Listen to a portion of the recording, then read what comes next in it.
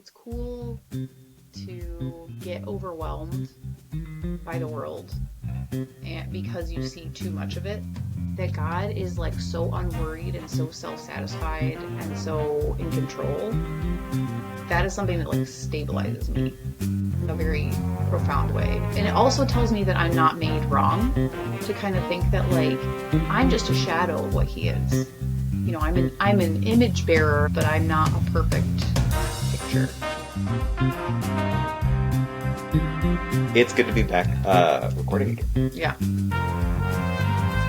Carla, you've been busy. Yeah.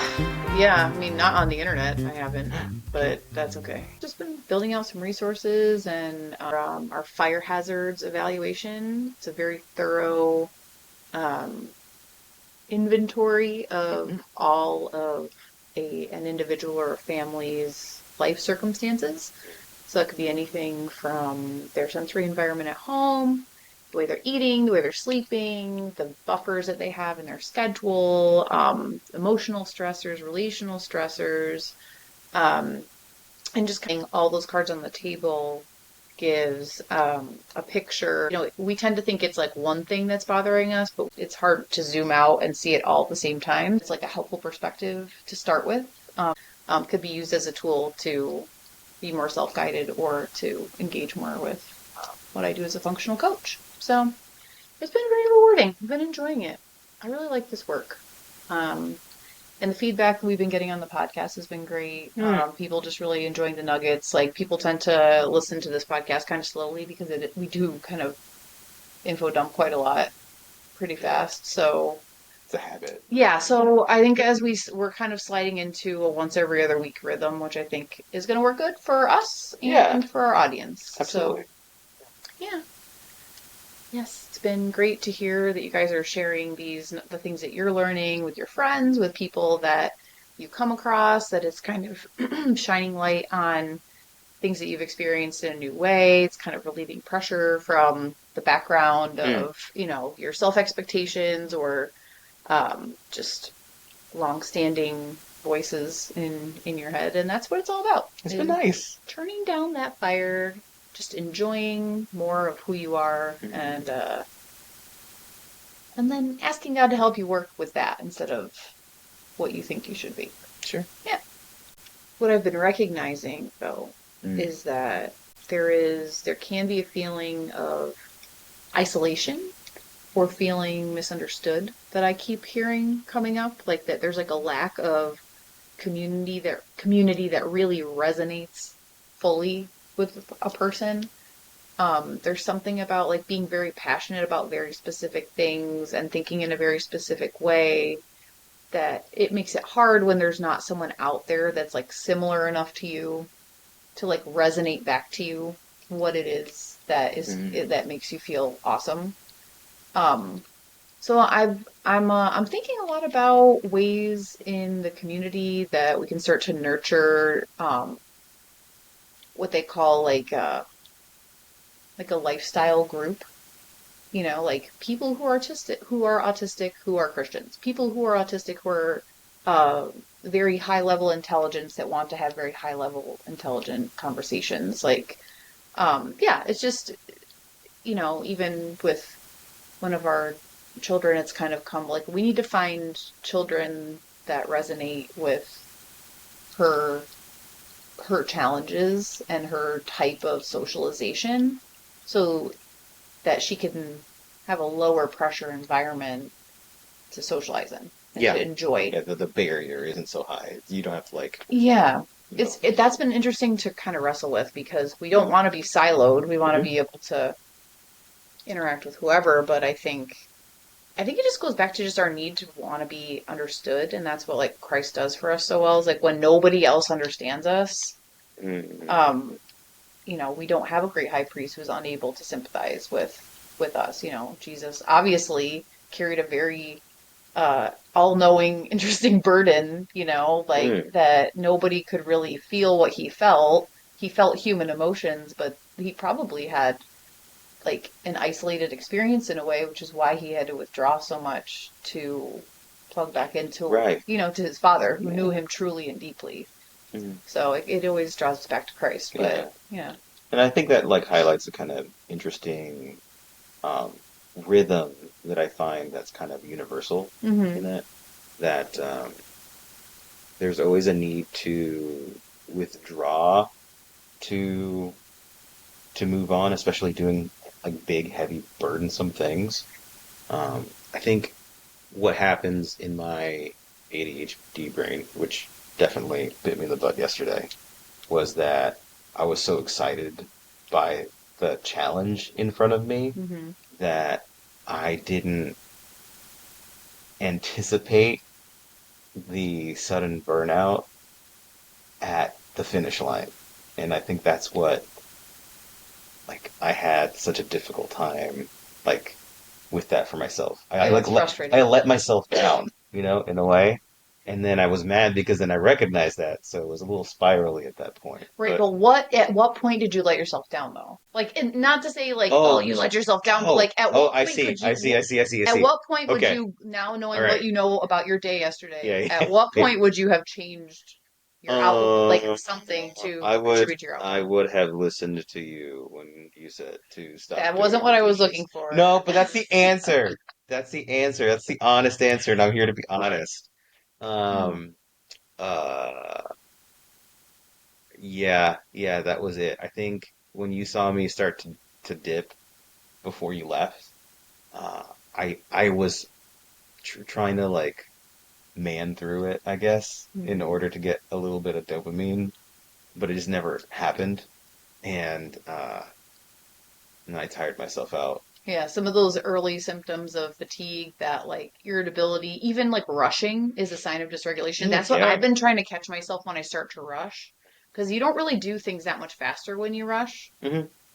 Yeah, so that's a sign for me early Yeah. on. But um, yeah, but I've been hearing that all over the place, right? Like even in church, you know, Lance has been talking about these rhythms of Jesus doing things and Jesus withdrawing. Had a talk with a friend this week, was talking about these rhythms of like inhaling and exhaling, like seasons, right? Like seasons where you work, seasons where you rest, but really the going and the resting. Like, and I have a book that I've been reading. It's talking about that as well. And but there are there's like macro of that and there's micro of that. Mm. So throughout your seasons, right? Like we talk about like hyperfixations or projects or whatever, right? You might have a project for a while and then you have to rest for a while. You have another project and you rest. But even throughout your day, you do the dishes and the laundry and then you need to do something restorative, like go on a sunshine walk or have a snack or drink some water. And you do something else and then you have to kind of so these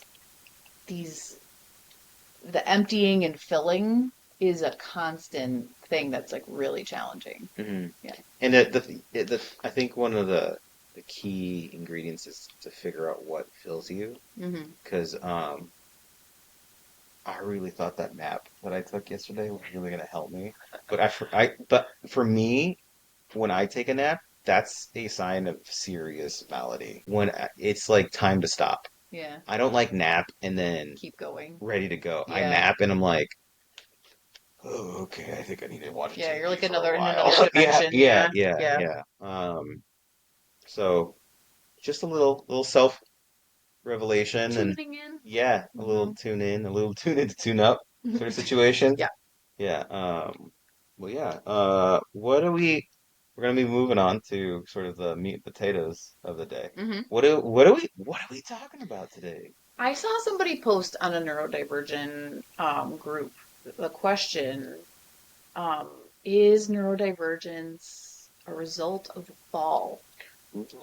Why are we not? And I didn't contribute to it because I hate It's a, message boards. it's a bit of bait, I feel like. Well, I mean, whether it's Right, bait or not, right, right, right.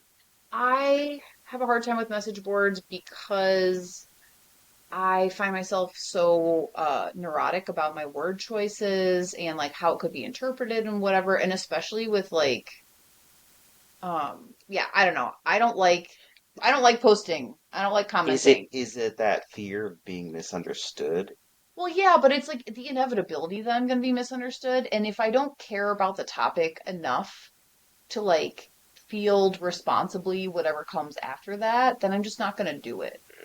Like it's the having to go on and read everything and synthesize it and like it's just too much like And there's no tone, right? You can't. it. Yeah, yeah, yeah, Exactly. yeah. There's not, and that's something that's hard. I think for Or people don't know how to write in tone, well, which right, is but lame. for autism, right? Like you're having to infer all that, and that's hard when you have all of the context of like facial expressions Yeah, and everybody's tone of voice and it's like everything. extra. Right. So Yeah, I'm having to read all that in, and so you tend to read the worst case into it to protect yourself. That's yeah. why I don't do message boards. It's too much for me. So Oh man. I went through this Okay. little streak where it was like I felt like it was like my social responsibility to like have to like say things about Uh, whatever it is, to like the defend and draw sanctity the of a sword. well, right, Yeah. but then like I'm just like, you know what? That's not me. It took me a while, but it just yeah, it mm-mm. And then every time I would post something, I would just be stressed out about what somebody was going to say next. And Bro, yeah, super bro, bad. bro. Not for me, not my ministry. All right. So, Anyway, we are so going to be talking about neurodivergent default. yes, and I've been thinking about this in other terms. So the question that I've been asking is neurodivergence like how is neurodivergence reflected in the Imago Dei, like in the Mm, the image of God and the ways that God makes his wisdom manifest in the world through his creation of which we are a part. that's a lot. Yeah. Yeah. Okay. So to say it slower and clearer, as a part of God's creation, we know that as image bearers of God, there are things that we are meant to do, qualities we are meant to have, and ways we are created to reflect who God is into the world. And how does a neurodivergent brain process and then have bents to reflect that in unique ways Mm, that a neurotypical brain might not be as inclined to do. okay. Yeah, so that's what we're heading for. So to start this conversation, so what we have here, we have a list of the mutable attributes of God and the immutable attributes of God. So mutable meaning things that we can grow in, like more of like fruit of the spirit type things. These are things that we can take on. Yes. So things like patience and grace and mercy Mm-hmm. and justice and things like that. So and then there are immutable attributes of God, things like being eternal, being sovereign, being all powerful, all knowing, everywhere all at once. Just these more infinite attributes that we are not meant to take on. So we have these two lists to kind of show. I think there's some interesting points to talk about things we are naturally bent to embody that are mutable, and that sometimes when we are not trusting God, when we're not living life with God, we can actually have a tendency to try to take on some of these immutable attributes. Yeah, that can create some cognitive Reason. dissonance, right? Like, Yeah. if you are a you are a mortal being, right? Hmm. And there are some qualities that you cannot fulfill in a life, Hmm. and you're trying to fulfill those. That's just going to lead to dysfunction, you Right, know? exactly. And Mm. overwhelm and hopelessness. Ooh, Yeah, yeah. that can be really hard. So we have those lists, and then we also have the DSM-5 lists for autism and ADHD. Mm-hmm. Oh yeah. So we're just going to see like how some of these traits can lead us toward or away from things that God wants us to be putting into the Okay. world. So I would say we don't have to draw a conclusion on this right away, but like I think God has been intentional to put brains like ours in the world. Oh yeah. We are the creators, um, the leaders, people who are willing to kind of do something different. I think the prophets show some neurodivergent Oh traits. yeah. Right. For We sure. talked about Elijah like basically having a meltdown after Yeah, like yeah, after yeah. like calling down fire on the prophets of Baal. Like It's a bit. yeah, I It's a mean, bit. which can happen to everybody, but it's and also like, if you're a neurodivergent person, you might notice that you are very spiritually sensitive. Yeah, that kind of comes in hand in hand. I've seen that very often. Yeah, like maybe like you can't watch anything scary, or it's hard for you to like hold the news because there's just so much weight to it in your spirit that you just kind of have to stay in your lane as a like what God is actually calling you to minister to on a daily basis. So we're talking about how when we as mortal people try to fulfill like the God gap, Hmm. the need for someone who is omnipresent and omnipotent and eternal and these really big sovereign taking care of the larger scale things, what I think comes into mind first is the fact that when dysregulated neurodivergence try to live their life and try to kind of fulfill or like patch up that hole in their lives, the dysfunction can be pretty severe because of the type of capability they have, Yes, right? exactly. Hmm. There when it comes to a lot of neurodivergence, there's a there's kind of this weird skill versus reality gap that can occur. Hmm. One of the big traits I think I find is the ability to hyperfocus and hyperfixate, which is, I believe, a part of both ADHD, DSM-5, and the autism spectrum. I think actually this is a good time for us to talk about what is DSM-5. Like when you're getting evaluated by a neuropsychologist or somebody similar to that, this is the framework that they're using to decide what like, and you have to have like, some from column A, some from column B, that kind of thing. You have to have a couple There, of different types of categories of symptoms yeah, to yeah, qualify. yeah. Just for instance, I'm looking at this right now. The DSM diagnostic criteria for ADHD. I'm sure this is not an exhaustive list, but it has a couple of interesting points. So if you are to receive a diagnosis, if you are to get one, you have to have these sort of symptoms in your life for 6 months, and it has to be negatively impacting your life at some level. It has to be impacting your academic life, your social life, um, or your your work. So it has to be giving you some sort of malady in sort of this. Which is a shame because we call the again we touched on this before, but we call these things disorders because we're not diagnosing them until they become a problem. That's true. That's true. So there are traits out there that fall in line with these, and some people are like, oh, well, it's a difference. It's only a difference if it's not dysregulated and disordered. Yeah. So when you're getting diagnosed, it's always going to be disordered. But our goal, again, turning Yeah. down the fire, that's always about trying to get back to something that's a Oh, difference. I agree. Yeah. I think the terminology is can be kind of tough, kind of off-putting Yeah. for It's someone. unfortunate, but that's how it Um, gets diagnosed. yeah, but again, at the base level, a couple of the criterion, fails to give close attention to details, careless mistakes, difficulty sustaining attention, does not seem to listen or when spoken directly, doesn't follow through with instructions, and also ADHD folks have the ability to hyperfixate more than your average bear.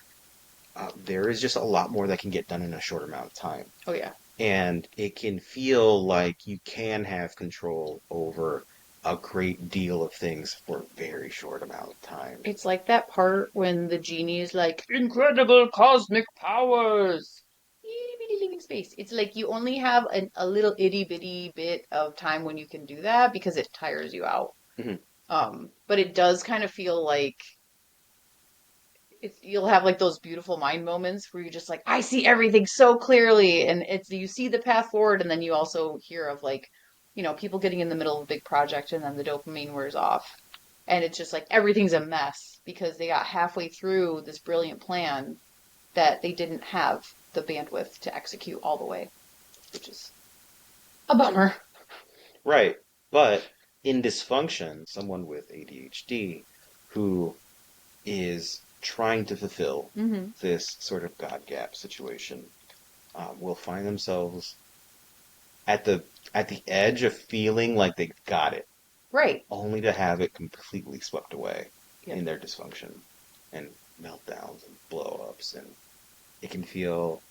Uh, I know that I felt that for sure in my life, and it's so weird when you're in this cycle and you're so. I was so siloed in it. This is kind of me here a little bit that I didn't know that that was not regular life. Mm-hmm. That's what's crazy about it. Yeah. You just thought that everybody else could keep going Hmm. through being tired, Hmm. but not realizing that people weren't getting the level of tired that you were in the first place because they're not brain blasting like through teaching themselves things and like doing all kinds of high level thinking um, such an intensity that it's it's Unsustainable. unsustainable. Yeah. Hmm. And let's just talk about that sort of attribute Hmm. or characteristic more in line out of dysfunction into function, Hmm. right? In a world where God exists, Right. where you don't have to worry about the intricacies of atoms or the fact that electrons are born and they hit your face Hmm. automatically, or you're not worried about electrons existing in two spaces miles and miles apart from each other because of discrete math, right? Or like any of those things. Um, but you are able to use that short but powerful attentive time in these regular rhythms where you can accomplish really good, great things. Yeah. You can create businesses, you can create work, you can create um, and build so much off of that in these good rhythms. Yeah. And that's the the fine line between function and dysfunction in that sort of hyper attentiveness um, really comes down to I feel, and we can kind of talk about Yeah. this. For me, came really down to understanding like the fact that I have only so much that I can do, and that God can do everything. That He puts up his end of the bargain all the time. Right. So it's a beautiful thing that we kind of get to, I think we get to kind of marvel at God in a different way. Mm-hmm. Because we get frustrated with our finiteness. Mm-hmm. And and of course, and what we do is always what we're able to accomplish is always feels short of what we'd like to accomplish. But to know that like God is able to do this on such a level, like there are so many things that he's thinking about all the time, and it's like everything's equally easy for him. Mm-hmm. That is like amazing. Like where we feel like we're cracking the code on something, Correct. right? Like we're like some above and beyond, like, when we're feeling that way. And God is that's just how he operates. That's his normal operation. Yeah. So it's like when we're able to utilize the strengths of, um, of a brain that can get very excited and very fixated on something, a brain that, if you get into the gifted and autism side of things, where there's more, you're seeing systems and connections, and you're able to see how this thing matches over here, and like whatever, we're able to see how amazing it is, like that God made things the way that he did. Mm-hmm. And that could be in nature, that could be in our bodies. Like anything that you hyperfixate on, anything that you're marveling about is something that God intentionally put into that thing. So I think we have a very special way of being able to observe God, to observe his, like in the things that people often don't slow down to look at. Um, and I even think of like, we have a child who's extremely into planting seeds right now. She's a farmer. She's declared herself to be the farmer of the household. And yeah, and it's just talking about seeds and dirt and sproutlings and sunshine all day long, and like what can I learn about it? And it's such a small thing. with such incremental progress, but the appreciation and the excitement around it, like imagine that like God has felt that way about everything he's ever made. Just like imagine that. Like Mm. just the amount of like delight Mm. and being like, "Oh, this is just how I wanted it."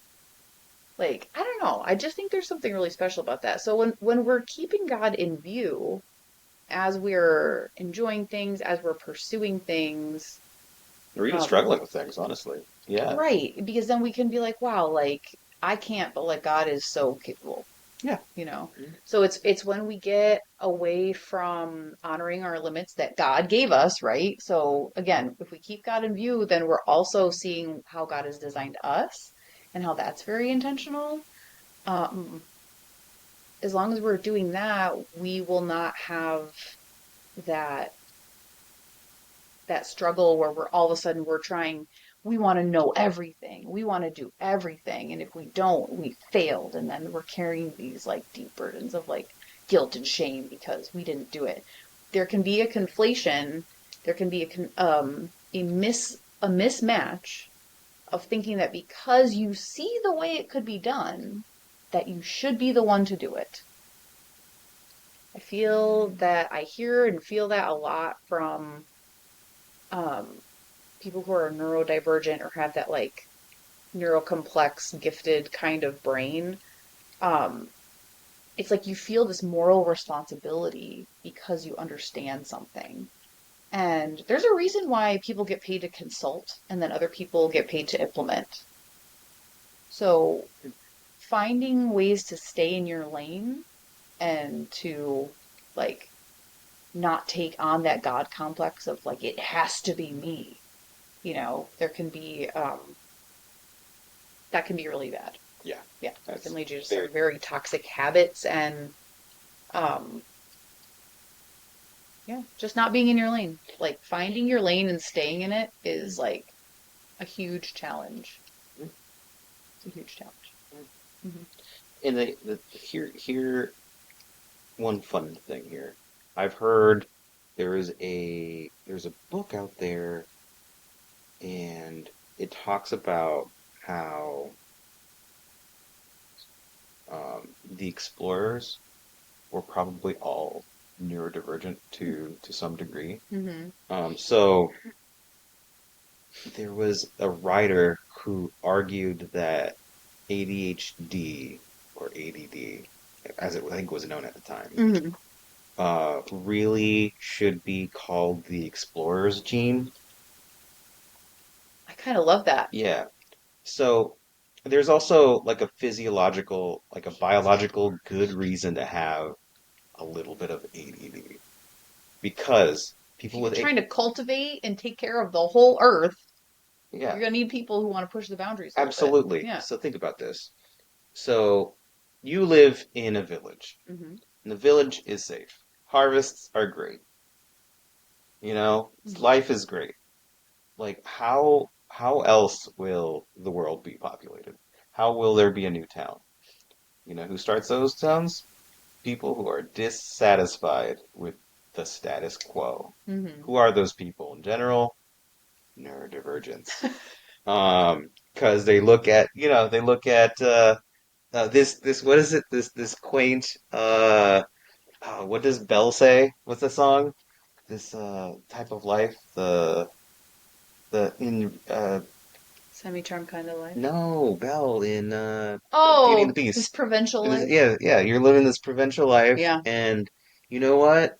Like, I'll tell you what, Belle is 100% she's a high masking girly too. high masking girly, and she's into books, and her dad is literally an inventor. You know what I mean? Like, let's. But the thing is that those are the people She who, fell in love with an animal for crying out loud. right? Yeah, and went to a scary place and then tamed it.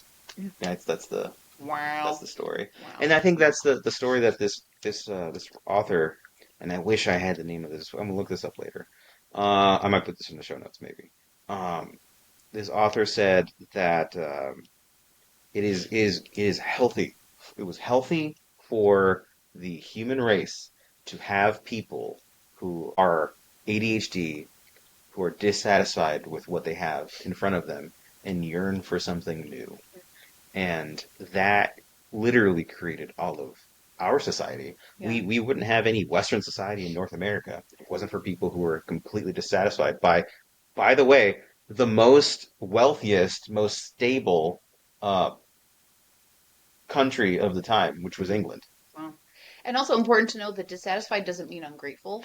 Yes. Oh, That's yeah, very yeah, yeah, important. yeah. Well, So that some overlap sometimes, but yeah, but well, in right, of in course, its because function, in its right, because function. we're human, but like that's again because there are some things that can be kind of bent towards being, oh, that's sinful. Like it's like Mm, wanting more or seeing a way towards optimization, hmm. things being better, is not sinful. Right. Like yeah, like rejecting outright the goodness that's provided in things that fulfill the need but not the want. That's different. Absolutely. I think that there is this misunderstanding where people think that the Bible itself argues for status quo when Hmm. it doesn't.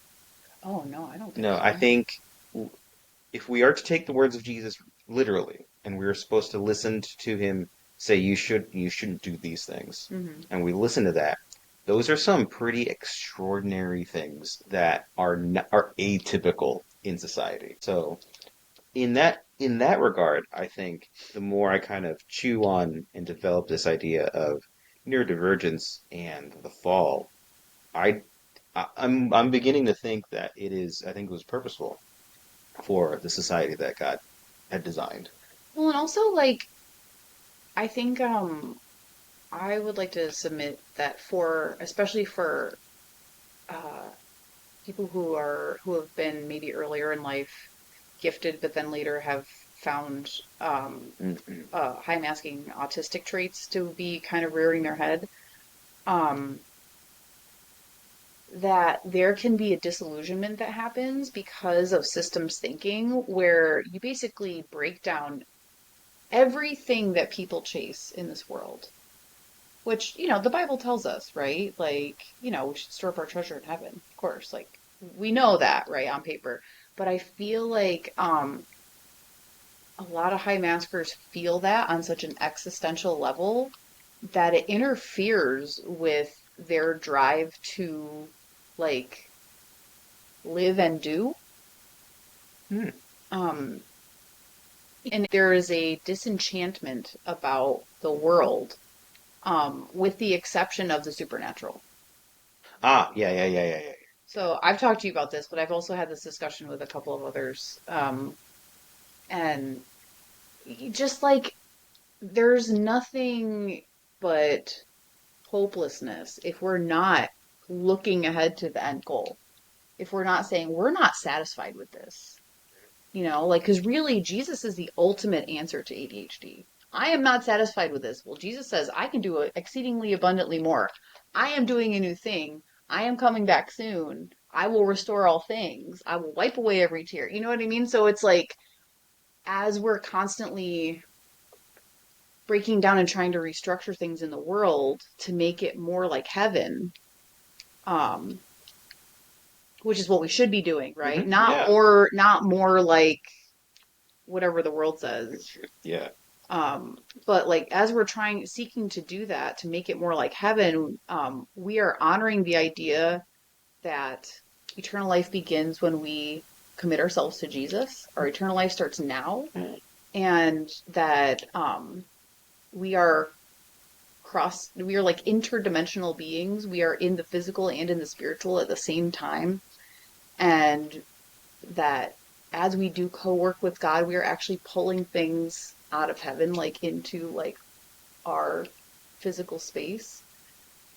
So when you have things like, um, you know, Christian business co-ops, working together and like, creating spaces for community to come and, practice things like health and wellness without like a new world context and um, to have access to, things that make their communities better, grants for grassroots efforts that actually help the specific communities that are there. Like these are things that are happening in San Diego that I am so blessed to have a front row seat to see these things happen and hear about the ideas as they develop.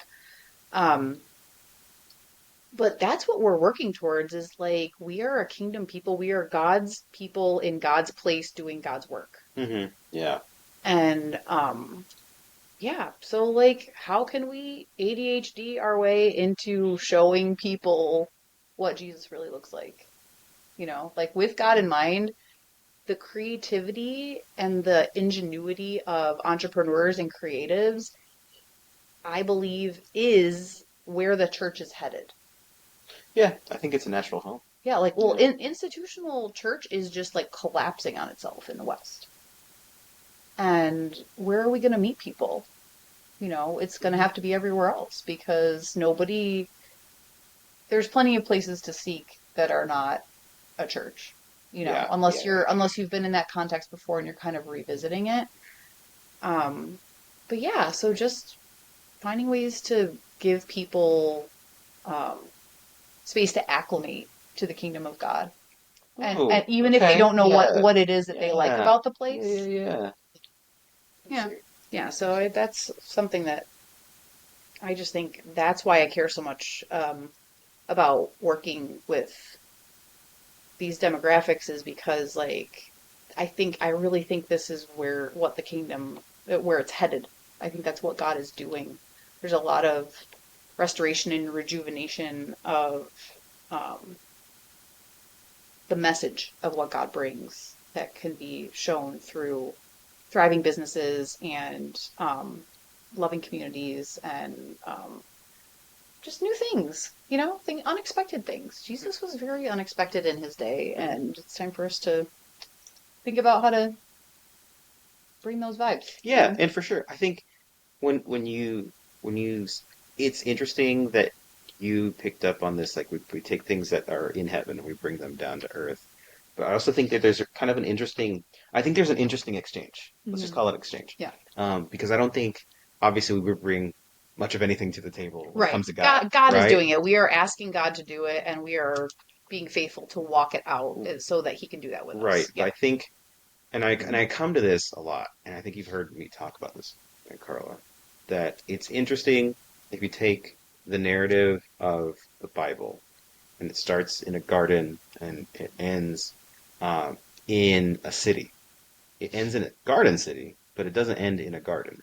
And you would Mhm. think through the narrative of the Bible is that, oh, we're just trying to get back to where we were before, Yeah, yeah, yeah. but we can't ever go back, Hmm. right? In the way that we've picked up knowledge of good and evil, and we have had to do this sort of like societal development. It's interesting that there is a city, that there are Yeah. walls, that there is commerce, Right. there is fruit and tending, as well as just straight, pure communion with God Himself, with Jesus Himself, with the Spirit Himself. Hmm. But I think what it speaks to me, what I find so, I want to say a little scandalous Ooh. in it, is that God accepts our form of build Hmm. and He brings it into like His kingdom.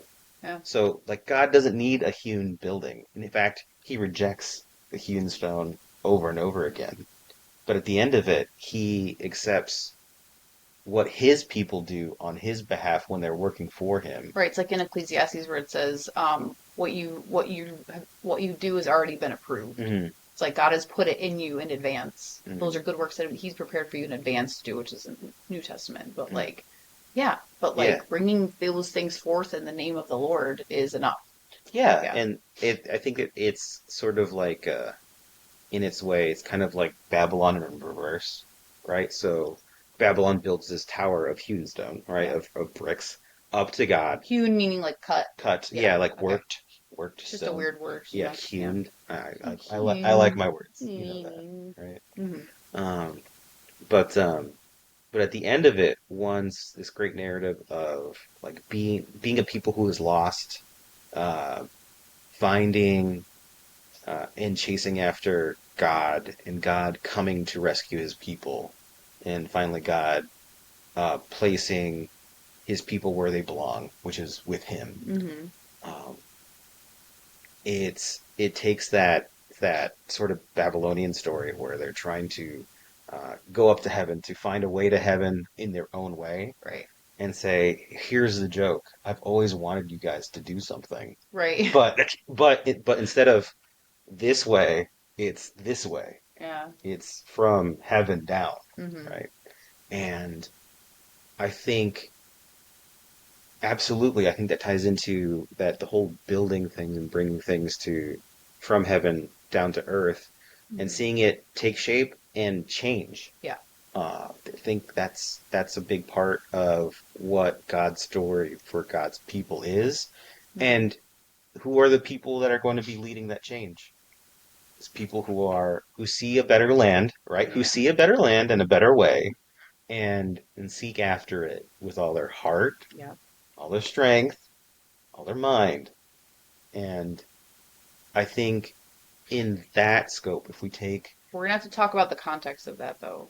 The all your soul, mind, and strength. What does that look like for a neurodivergent? for sure, And in a it responsible way. right, it's not It's to not that we can't be super literal with that because yes, otherwise we yes, burn yes, out yes, and yes, destroy ourselves. yes. But you cannot be Yeah. as somebody who is neurodivergent, who experienced burnout and without some sort of regular rhythm, you cannot ever be at your strongest, or you can never actually give your all. And you can't ever really give every part of your being unless that is available to give. Mm-hmm. And if you don't sort of tend it, if you don't farm that, Yeah. then you can't harvest that. Right.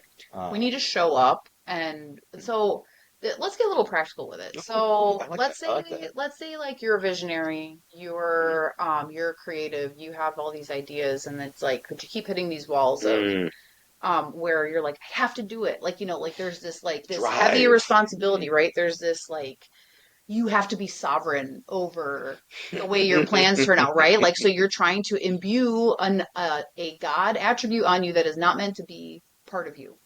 Okay. So we can get beyond ourselves because we want to have control because we can see the path, and it's just not going as fast as we want it to.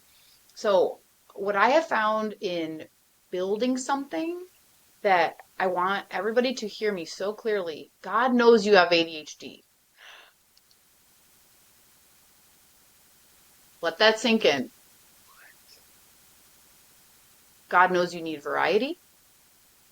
God knows that you need things to be kind of exciting. God knows you can't do one thing for like super duper forever, ever, ever. That's not really your lane. Um, so I've been having these great conversations with some friends of mine who are creative entrepreneurs and about like a couple things. One is diversifying business and ideas around a kernel of mission. Okay. Mm. And the other thing is just being able to have enough buffer to be very present, to be able to say, God, what do I need to do today? Mm-hmm. Because like, so even just for what I'm doing, right? Like we're doing the podcast. I'm sometimes posting on social media. I am developing resources and references for coaching and just for like online. And then I'm actually coaching. And then in the background, like I love to learn stuff, so I'm always learning. So I have like 5 or 6 lanes that I could be in on any given day. I could do all 6 in one day, or I could hit one real hard for a week, one real hard for a month. Um, so breaking up your mission into like lanes Mm. that might have different requirements for like energy. Right. So recording the podcast doesn't take a lot of energy, but editing it and posting it is like a solid chunk of like 4 to 5 hours. So like I have to decide on which day, like if I'm doing more stuff out of the house, I might be able to record only and then that's it. And then maybe check my emails and make sure that like my appointments are all set up fine. So you have to find some matches for how you can do the pouring out and then get the filling, the refreshment. Um, you cannot muscle through 6 lanes of missional creativity without Sabbath. Mm. Sabbath for the neurodivergent is non-negotiable. I talked with my coach, and he was like, I want you to have yearly rhythms of Sabbath. So those are like big vacations, quarterly rhythms of Sabbath, maybe like a weekend getaway or like a 1 day, like a quiet retreat, time alone. And then weekly, which like I have realized I really need alone time to recharge. I used to just think like just quiet or just something fun. No, I need to be by myself if my tank is depleted. Um, which has taken me like 37 years to learn. Um, but I know it now, which is great.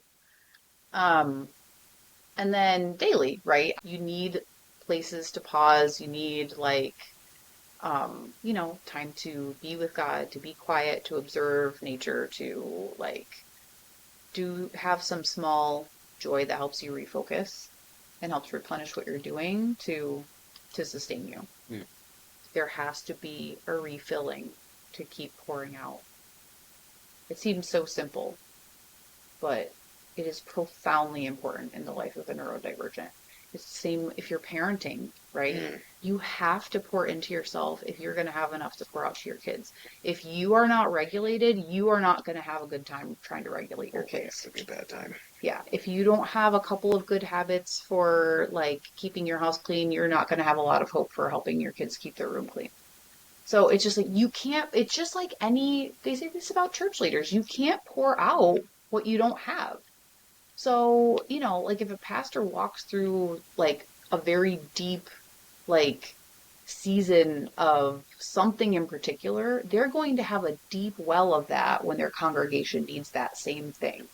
It's the same with leaders and same with parents, like just keep that in mind.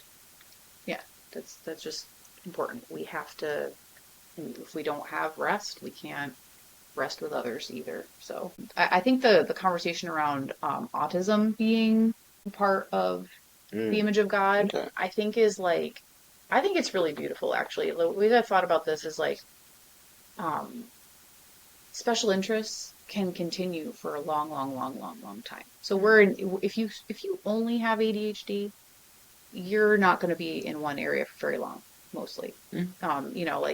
If you're into crafting, we all know that trope. There's some of us out there just like buying the craft supplies, being stoked for like 30 minutes to 3 weeks, and then switching to something else. It really is like that. If it's too hard, you'll give up. So no shame. Yeah. Anyway, but with autism, we've had a child be very interested in doctors for like 4 or 5 years. Mm. That same child's now very into plants, and I suspect that it will stick around for a while. Mm-hmm. But those people are so needed in the world because how are we making progress in these very niche areas? Like, you were talking about like there's so much work that's been done in genetics. Like, how for somebody to show up every day and be like, I'm a geneticist, I only look at genes, I only do this, this is what I do, I love it, I've done it for 40 years. Hmm. Come on. You know what I mean? Like, Right. we need those people. Yeah. Yeah. So, but if you think that studying genetics is going to save the world, and if you don't do it, that society is going to collapse, you're putting yourself in the place of God. Yeah. It's not a healthy place to be. Right. So there is a potential for idolatry in special interest and hyperfixation. And again, it's when we take our eyes off of God, we will slip our ability, we will slip our interest, we will slip our felt need, which Mm-hmm. might not actually be a need, into, well, there's a need underneath the thing, but the thing that's meeting our felt need Mm-hmm. in place of God. It's very easy for us to slip things into the place of God. Mm-hmm. And because we have such intense interests and curiosities and longings, we are the most prone to substance abuse and process disorders, pornography, eating disorders, gambling addictions, just activities that can feed us the thing that we think that we need when what we need the most is to be known and loved and understood and forgiven and accepted. And Yeah. Jesus is the one that does that. Yeah. So I think we have a vulnerability, but vulnerability does not make us like a product of the fall, I don't Mhm. think. Yeah. I think. Well, how about this? Do you think that the I know I'm have to put myself in that the seat of the poster. What about severe autism and severe ADHD? I mean, absolutely. Well, when we're talking about any kind of like severe illness, and we talked in the last episode about environmental factors, the ways that the world is broken, we're not making things at a good quality, we're not caring about people's health on a topical level, like just ways that, things that contribute to that. So So God designed cell replication, yeah. right? God designed that mechanism Hmm. to happen, and all the hormones and all the chemicals and all the mechanics that go with cell replication. God didn't design cancer, Right. right? Hmm. God didn't design that to be the absolute monster it is, right? Hmm. And I think you can kind of take the same approach, right? Because I'm thinking about it. I'm going to try to answer the question Yeah. about like in the most severe neurodivergent problems when it is severe dysfunction. Hmm. Um, One, we must always understand that every life is absolutely precious, no matter what situation they're in. And God has something for that situation, no matter how terrible it is, um, for either them themselves, their family, their close ones, relatives, or for some purpose that they can't see. Hmm. But I think we can take the same approach, the cell replication of cancer sort of situation for neurodivergence Hmm. into their more severe sort of forms. Yeah. Um, Obviously, we live in a fallen world Hmm. where the good things that God has given to us have some corruption into it, some to complete corruption into it. Yeah. And I believe that you could kind of that's kind of in the same vein right there. I'd like to address just like the overarching reasons that people get diagnosed with autism. So there's social, Mm, right? And then there's what they call like inflexibility, like rigid behaviors, repetitive behaviors. Um, and I think okay, follow me here. So I don't necessarily think it's a result of the fall, but I think it reflects how we can't be all of the image of God. Follow me here. So if you're a person who is so highly sensitive to sensory inputs to all the things around you that you have to like flap your hands to calm yourself down, oh, okay. just like think about all the data processing that God does. Right. So neurodivergence, so with an autistic brain, there is neural pruning that has not been done.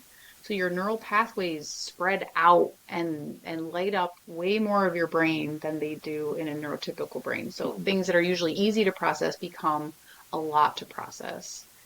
Um, so and then also what calms that down, there's also restrictor behaviors like lining things up, organizing things. And guess what? Our God is a God of order. He's Mm, created order in all kinds of things. So we can see how and I would say probably one of the hardest things in general as a disposition to fight against in my flesh is flexibility. So being able to bend with other people, to be able like to back out of my own rigid line of thinking is a lot of like manual work. But God never changes. So there is kind of a distortion in there of the image of God, I think, where like God is impossible for God to lie. God is completely trustworthy. He does not change. His qualities are steadfast and eternal forever. We can't be like that because we're born in a fallen world, and a lot of the and it's not that the desire to be constant is sinful. It's that we choose things that get in the way of our relationships between God and between people. So sin is things that get in the way of our relationship with people, or things that get in the way of our relationship with God. So if our rigid thinking or repetitive behaviors become a block to being loving, that could be a sign that there is not enough, um, that there's like a struggle with um, capacity. Yeah, regulation. Right? Yeah. Yeah. So if all of your resources are just going into like in these more severe um presentations, you're putting more energy into just maintaining in an everyday environment, something that neurotypicals do not have to do. So because there's such a capacity, and but also that does just, it's another way for us to be like, oh my gosh, like God is so, oh, he is so hyper aware of everything all the time. He's never tired.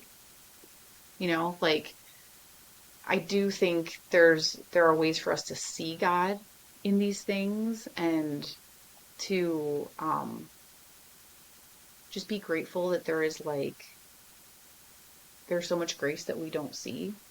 When we bring that telepathy tapes conversation back, like, there there are some testimonies that level 3 autistics have this there's this grace that has been added to them, this place where they get to go um spiritually to experience Jesus in a way that um they're not really able to glean from everyday life because they're processing things at such a high volume all the time.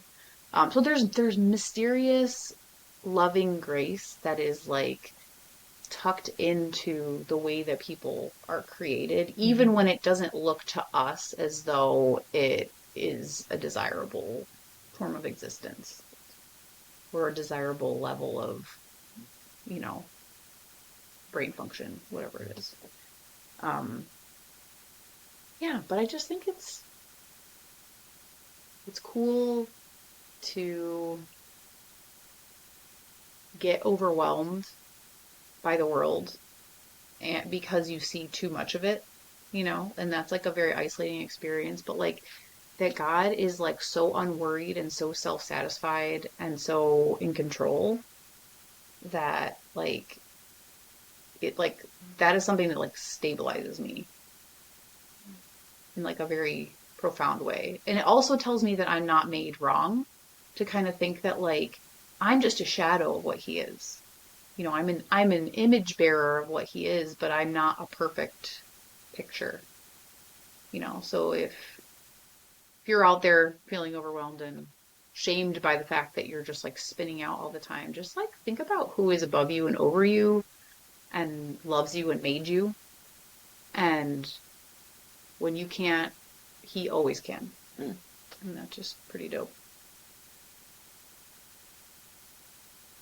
Yeah. I just think, and I know that a lot of neurodivergents struggle with faith in God, because of what they can see. And they just see how broken the world is because they see it more clearly than the people around them. And that's frustrating. And but there's room for that. There's room for that in the throne room of God. We can bring all that to him and wrestle with that with him. And um, but if you're dissatisfied, there's only one thing that'll satisfy you at the end of the day, and that's the big J coming back to save the day, Mm. to bring back goodness and restoration and peace and healing forever. Mm. So put your trust in Jesus. It's a great investment, truly. And if you want to discuss any of these things, or if you're just feeling kind of lost, generally uh, with your neurodivergent journey, book a free intro call with Neurospicy Soulcare. Links in all the places. Check us out. Yeah, we'd love to talk with you, pray with you, even if it's just that 30-minute call.